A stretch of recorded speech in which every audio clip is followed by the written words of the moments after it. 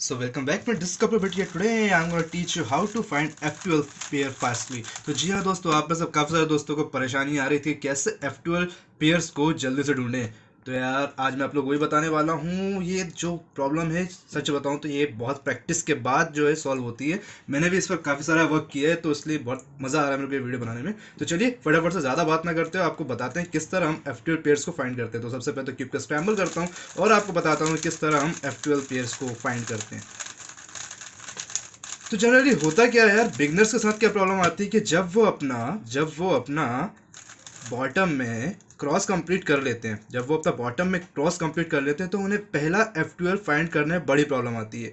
यही सबसे बड़ी प्रॉब्लम होती है बिगनर के साथ। और सच बताओ तो बिगनर के साथ ही नहीं, इंटरमीडिएट के साथ भी होती है। जो थोड़े एडवांस पर भी जाते हैं उनके साथ भी प्रॉब्लम होती है।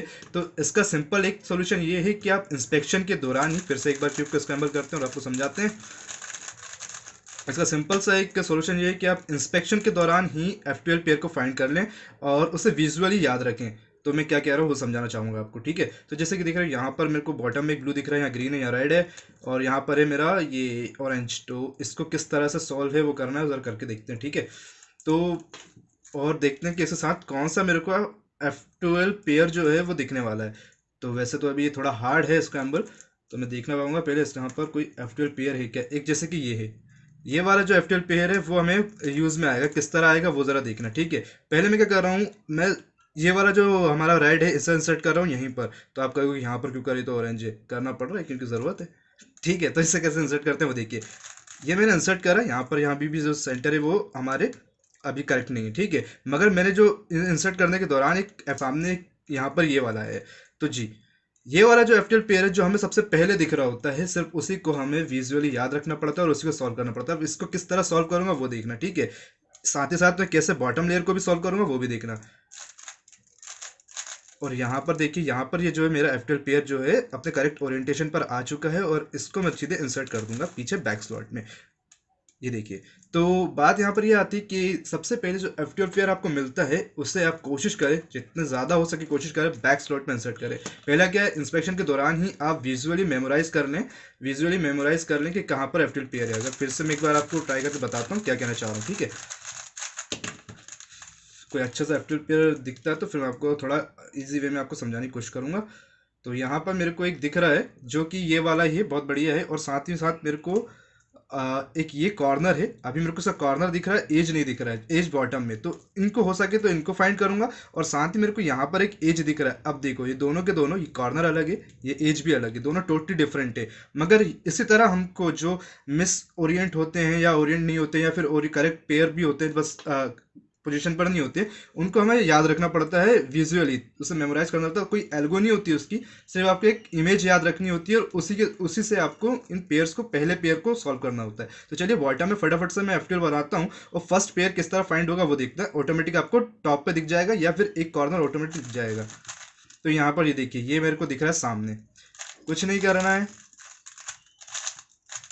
और यहाँ से फर्स्ट इंसर्ट कर दो, यहाँ पर दिख रहा है। और ये दोनों दिख रहे हैं मेरे को, कहाँ गए ये दोनों, इनको इनको इंसर्ट करना है यहाँ पर। मगर ये जो है हमारा स्लॉट सही नहीं है और यहाँ पर एक करेक्ट ऑलरेडी कॉर्नर है, तो मैं इसे डिस्टर्ब नहीं करना चाहता और इसका जो कॉर्नर है वो इंसर्ट करना चाहूँगा जो कि यहाँ पर दिख रहा है। तो देखिए यहाँ पर होगा क्या, जब मैं इसे यहाँ इंसर्ट करूँगा तो ये वाला ऑटोमेटिक बाहर जाएगा, टॉप लेयर में जाएगा और ये करेक्ट हो जाएंगे। कैसे, ये देखिए यहाँ पर आया और एक जो एज है वो टॉप में आ गई होगी, यहाँ कॉर्नर, इसे इंसर्ट करा, फाइनली लास्ट में इंसर्ट करा। अब बात करते हैं कि कौन सा पेयर पहले इंसर्ट करते हैं और क्या प्रॉब्लम होती है। असल में होता क्या है, 4 कॉर्नर और 4 एजेस होती है शुरू में। जब आप बिगिन अपना क्रॉस बनाने के बाद F12 को कंप्लीट करते हैं तो 4 कॉर्नर और 4 F12 होते हैं। तो उनसे होता है कि बहुत ज़्यादा नंबर ऑफ F12 पेयर ज़्यादा हो जाते हैं। तो क्या होता है, पेयर्स को ढूंढने में दिक्कत आती है, पेयर्स को ढूंढने में दिक्कत आती है। मगर जैसे जैसे कम होते जाते हैं तो पेयर्स को ढूंढने में दिक्कत कम होती जाती है, मगर तब भी दिक्कत होती है। कैसे बताता हूँ, देखो होता क्या है, फिर से उसको स्कैमर करना पड़ रहा है। देखो अब ज़रा थोड़ा सा ध्यान देना कि यहाँ पर बॉटम में मैंने स्टार्ट बना लिया ये अपना क्रॉस, यहाँ पहला जो पेयर है। अब देखना ये पहला जो भी पेयर रहेगा, मुझे हो सकता है आपको फ्रंट पर भी दिख जाए, फ्रंट राइट साइड दिख जाए, फ्रंट लेफ्ट साइड दिख जाए, कहीं पर भी कोई पेयर आपको दिख जाए। कोशिश हमेशा करें उस फर्स्ट F12 पेयर को बैक स्लॉट में बनाएं, पीछे की तरफ पहले इंसर्ट करें। ये बहुत ज़्यादा ज़रूरी है। आप पूछेंगे क्यों क्यों उसे पीछे ज़रूर इंसर्ट करना है, तो उसका जवाब ये है कि जब आप पीछे बैक स्लॉट में इंसर्ट करते हैं तो आपको पूरा का पूरा दिख रहा होता है इमेज, यहाँ से इस तरह का पूरा क्यूब दिख रहा होता है, यहाँ पर इस तरह का दिख रहा होता है, तो आपको पेयर्स ढूंढने में ज़्यादा प्रॉब्लम नहीं आती। मगर अगर फॉर एग्जाम्पल आप फ्रंट पर ऐसे इंसर्ट कर लेते हैं तो अब यहाँ पर कुछ इमेज दिखेगी और यहाँ पर पीछे का पूरा हिस्सा नहीं दिखने वाला, तो विजुअल इमेज जो है वो पूरी नहीं बन पाती, क्लियरली हमें समझ नहीं पाता कि कॉर्नर कहाँ पर है, एज कहाँ पर। जैसे अभी तो मेरे को सामने दिख रहा है, मगर इन जनरल होता नहीं है। अभी इसी को मैं पीछे अगर बैक स्लॉट में इंसर्ट करता तो देखिए कितना इमेज मेरे को दिखेगा और किस तरह मैं अगले नेक्स्ट पेयर को फटाफट से फाइंड करूँगा। अभी तो फिलहाल दिख रहा है, और ये देखिए यहाँ पर ये दोनों,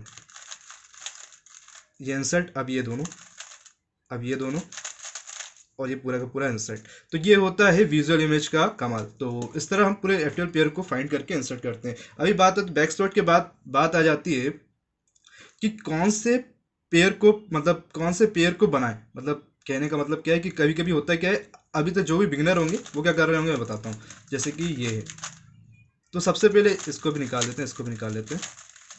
हाँ, तो वो सबसे पहले क्या करते हैं, कॉर्नर फाइंड करते हैं। जैसे यहाँ एक कॉर्नर दिख रहा है तो वो सबसे पहले कॉर्नर फाइंड करते हैं। अब टॉप में भी वो कॉर्नर ही फाइंड करेंगे, बॉटम में भी कॉर्नर ही फाइंड करेंगे, क्योंकि उन्हें सबसे पहले चाहिए होता है वाइट स्टिकर। यहाँ पर उनकी क्या हो जाती है, यहाँ पर उनकी दिक्कत आ जाती है कि उनसे हो नहीं पाता। पहले कॉर्नर फाइंड करते हैं, उसके बाद वो एज पे जाते हैं, जबकि वो देखने ही भूल जाते हैं कि पहले हमें एज मिल चुका है। यहाँ सबसे बड़ी प्रॉब्लम आती है कि हर बार आप कोशिश करें कि जो भी आपको पहले मिल जाए उससे आप विजुअली याद रखें। फिर से यहाँ वही बात कर रहा हूँ कि विजुअली आपको सब चीज़ों को मेमोराइज करते रहना होगा। लुक अहेड का मैं कंसेप्ट समझा चुका हूँ, तो विजुअली मेमोराइज का मतलब ऑटोमेटिक आपको पता होगा कि लुक अहेड क्या होता है। फिर भी नहीं पता तो एक बार दोहरा दूँ कि विजुअली मेमोराइज का मतलब है कि लुक अहेड आप पहले से एक इमेज बना लो कि हाँ इस पोजीशन पर है, कोई एल्गो नहीं, कोई कुछ नहीं, बस आपको एक पोजीशन याद रह जाती है कि यहाँ इस पोजीशन पर है और यहाँ पर इस पोजीशन पर मेरा कॉर्नर है। तो जैसे अब ये वाला है और यहाँ पर मेरे को याद है कि यहाँ पीछे बैक साइड पर इसका इसका कॉर्नर है, तो इसे यहाँ बाहर निकाला और इनको यहाँ पर अपने पेयर से इंसर्ट, और यहाँ पर एक ऑलरेडी बन रहा है, इसे भी बैक स्लॉट में इंसर्ट कर रहा हूँ। सामने यहाँ पर ये मेरे को दिख रहा है, और ये वाला कॉर्नर भी देखते जाइएगा, अभी देख मिस तो हो रहा होगा आपसे। और फाइनली ये, तो देखिए हाँ कई बार क्या होगा, इस तरह के केसेस भी आएंगे। तो फॉर एग्जांपल इसके लिए मैं क्या करता हूँ, पहले तो यहाँ से, हाँ ठीक है, इसको ऐसे रहने देता हूँ। कई बार ऐसा F12 पेयर भी आएंगे जो होगा क्या कि बैड F12 पेयर होंगे। अब बैड F12 पेयर क्यों, उनमें या तो आपको क्यूब को रोटेट करना है, या तो आपको पूरे क्यूब को रोटेट करना है, या फिर फ्रंट को रोटेट करना है। तो जब भी ऐसा कुछ हो जब भी ऐसा कुछ हो कि आपको बैड F12 केसेस आए जिनमें आपको या तो पूरे क्यूब को रोटेट करना पड़ रहा है या फिर फ्रंट को रोटेट करना पड़ता है, अब ऐसा, तो आप कोशिश करें कि फ्रंट को अवॉइड करें। क्या कह रहा हूँ, तो आप कोशिश करें फ्रंट को अवॉइड करें। होता है लोग कहते हैं कि क्यूब को रोटेट नहीं करना चाहिए, मगर मैं ये नहीं कहता क्यूब को रोटेट नहीं करना चाहिए, ज़रूरत पड़ती है तो करना पड़ता है। क्योंकि होता क्या है, कई बार आप पूरे क्यूब को रोटेट करते हैं तो वही जो टफ पड़ रहा था F12 पेयर वो बहुत ईजी हो जाता है कुछ इस तरह से। मगर अगर फॉर एग्जांपल इसी को अगर मैं कुछ इस तरह से करता, जैसे ये सामने आ गया, अब मैं अगर इसको सामने से बनाने की कोशिश करता तो यहाँ पर बहुत दिक्कत आती है। अब जैसे ये बहुत बैड F12 केसेस है और बैंक स्लॉट मेरे पास एक लास्ट बचा हुआ है, कोई दूसरे हैं भी नहीं तो जिससे मैं इसको ठीक करूँ, तो मेरे को ना चाहते हुए पूरे क्यूब को तो रोटेट करना ही पड़ेगा, तब जाके ये बैंक स्लॉट भी मिलेगा और ये ईजी हो जाएंगे पेयर बनाने में। तो यहाँ पर बन जाता है, देन पीछे बैक स्लॉट में इसे इंसर्ट कर देना है। तो बस यार दोस्तों, यही इस तरह का आपको कंसेप्ट जो रहते हैं आपको विजुअली मेमोराइज करने पड़ते हैं, कहाँ पर एज मिल रहा है, कहाँ पर कॉर्नर मिलता है। कभी बॉटम में कॉर्नर होता है तो आपको ज़्यादा प्रॉब्लम आ सकती है, और कभी कभी मिडिल लेयर में एजेस होती हैं तब आपको थोड़ी प्रॉब्लम आएगी, ज़्यादा नहीं आएगी, थोड़ी ज़्यादा मतलब थोड़ी बहुत आ सकती है। बस याद रखने वाली चीज़ इतनी है कि पीसेस को विजुअली मेमोराइज करना है। हमेशा F12 पेयर जो है इंस्पेक्शन, पहला F12 पेयर इंस्पेक्शन के दौरान उसकी पोजीशन याद रख लेनी है। एल्गो की बात नहीं कर रहा हूँ कि कोई एल्गो बनाओ और उससे इंसर्ट करो, नहीं, पोजीशन याद रख लेनी है। और कोशिश करना है कि हमेशा जो पहला बैक स्लॉट, मतलब पहला जो F12 पेयर हो बैक स्लॉट में इंसर्ट हो, और हो सके अगर हो सके आप पहले उसे फ्रंट में भी इंसर्ट कर दो, तब भी आप क्यूब को रोटेट करके उसे बैक में रखो, ताकि आपको पूरा क्यूब का इमेज या पूरी पिक्चर क्यूब की दिखती रहे और आपको F12 पेयर फाइंड करने में दिक्कत ना हो। जितनी जल्दी मिलते जाएंगे उतना होता जाएगा।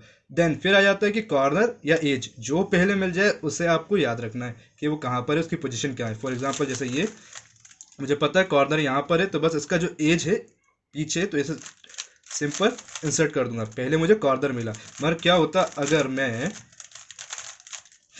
अगर मेरे को पहले एज दिख जाती है। अब ये एज दिख गई तो क्या मैं क्या करूँगा, कॉर्नर ही ढूंढूंगा, सिंपल सी बात है। तो कॉर्नर पीछे है, अभी तक मुझे पता है, पर F12 जब जब आप स्क्रैम्बल करते हो तब ऐसा जनरली नहीं होता। होता है जिनके साथ, मतलब जिन्हें ज़्यादा प्रैक्टिस की होती है उनको मिल जाता है, इसलिए इसमें कोई मतलब कोई भी रॉकेट साइंस नहीं है। तो यहाँ सिंपल यहाँ पे पेयर है, आप फ्रंट से करने की कोशिश करोगे मगर ऐसा नहीं है इसमें। जब आपको ऐसा दिख जाए तो लेफ्ट साइड से इसे सॉल्व करना है कुछ इस तरह से, और ये पूरा का पूरा जो है हमारा F12 कंप्लीट हो जाएगा। तो बस इतनी सारी छोटी छोटी बातें थी, आपको याद रखनी पड़ेगी, और उसके बाद आपका जो F12 पेयर जो है वो इजीली जल्दी फाइंड होंगे और जल्दी इंसर्ट हो जाएंगे। और वैसे तो इसे बहुत ज़्यादा प्रैक्टिस करनी पड़ती है, इसमें कोई संदेह नहीं है। तो आपको बहुत ज़्यादा प्रैक्टिस करनी होगी तब जाके ये इंप्रूव होता है, बहुत जल्दी इंप्रूव नहीं होता है। तो थैंक्स फॉर वॉचिंग गाइस, आज की वीडियो में इतना ही था। अगर आपको हमारा वीडियो पसंद आया तो प्लीज़ लाइक करें, शेयर करें और करें चैनल को सब्सक्राइब, साथ ही साथ मुझे बेल आइकन को। और अब तो आप मुझे फेसबुक और इंस्टाग्राम पर भी फॉलो कर सकते हैं, ट्विटर पर भी हूँ। तो मिलते हैं नेक्स्ट वीडियो में, बाय बाय।